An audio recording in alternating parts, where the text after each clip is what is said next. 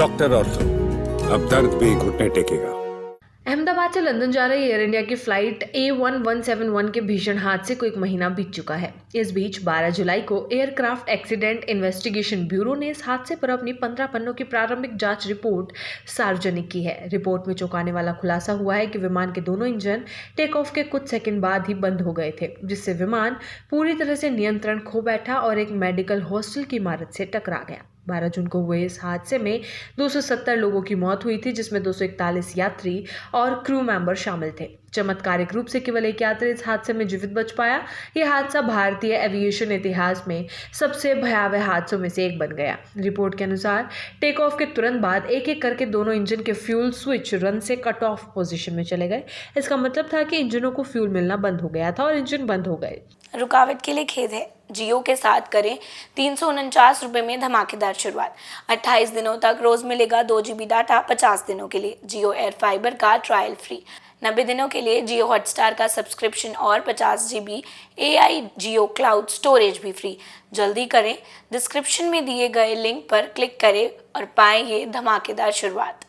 ये प्रक्रिया महज 1 सेकंड में हुई और पायलटों के पास प्रतिक्रिया देने का समय नहीं था। कॉकपिट ऑडियो रिकॉर्डिंग से भी ये स्पष्ट हुआ कि एक पायलट ने दूसरे से पूछा, क्या तुमने इंजन बंद किया? जिस पर दूसरे पायलट ने जवाब दिया, नहीं।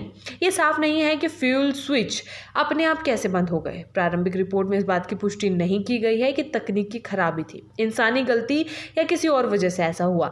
जांच अभी जारी है और AAIB ने कहा कि वो अभी सभी पहलुओं की विस्तृत जांच कर रही है। जांच में सामने आया कि जब इंजन बंद हुए तब पायलटों ने तुरंत दोनों इंजनों को दोबारा चालू करने की कोशिश की।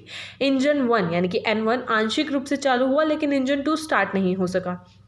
उस वक्त विमान बहुत कम ऊंचाई पर था और इंजन को फिर से ताकत पाने का पर्याप्त समय नहीं मिल सका। टेक ऑफ से लेकर क्रैश तक विमान केवल 32 सेकंड तक हवा में था। रिपोर्ट में यह भी कहा गया कि विमान में इस्तेमाल किया गया फ्यूल जांच में पूरी तरह ठीक पाया गया। फ्यूल की गुणवत्ता में कोई खराबी नहीं थी।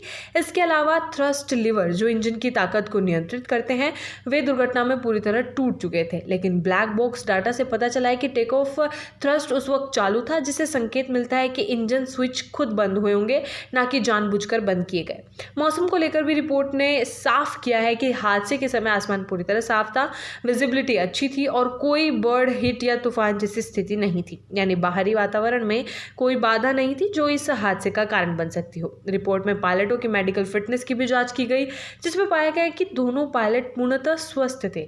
पायलट इन कमांड के पास 15,000 घंटे और को पायलट के पास 3,400 घंटे उड़ान का अनुभव था। ऐसे में ये मान लेना कि अनुभव की कमी हादसे की वजह बनी, फिलहाल उचित नहीं होगा। दुर्घटना के बाद विमान का अंतिम सिग्नल 625 फीट की ऊंचाई से मिला था।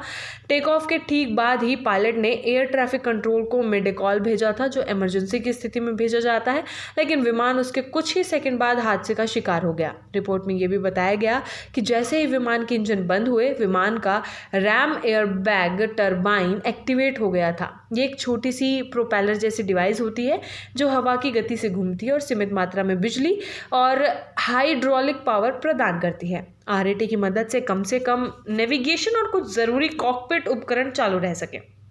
फिलहाल इस हादसे को लेकर ना तो बोइंग और ना ही इंजन निर्माता GE यानी कि जनरल इलेक्ट्रिक के लिए कोई विशेष चेतावनी या कार्रवाई की सिफारिश की गई है। AAIB ने स्पष्ट किया है कि रिपोर्ट केवल प्रारंभिक निष्कर्षों पर आधारित है और अभी पूरी जांच बाकी है। बोइंग ने भी रिपोर्ट पर प्रतिक्रिया देते हुए कहा, हमारी संवेदनाएं एयर इंडिया फ्लाइट 171 की यात्रियों, क्रू मेंबर्स और अहमदाबाद के प्रभावित परिवारों के साथ है। हम जांच एजेंसी और एयर इंडिया के साथ पूर्ण सहयोग करते हैं।